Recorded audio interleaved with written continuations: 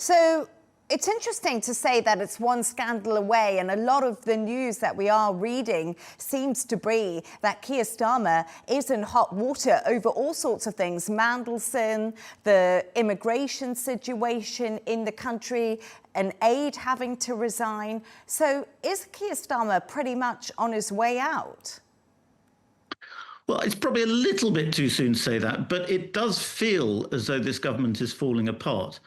Just 2 weeks ago, Keir Starmer announced phase two. He came back from the summer and he announced phase two of his government. And everybody said to that, well, what on earth was phase one? Because you don't seem to have achieved much in phase one. But phase two, he said, was going to be all about delivery.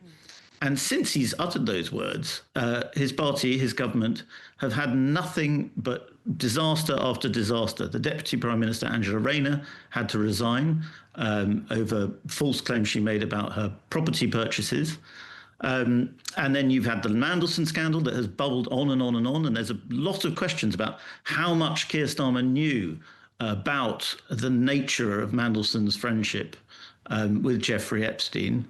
And when was he informed? And at what stage did he decide to defend Mandelson in Parliament last week? So lots and lots of questions hanging over him.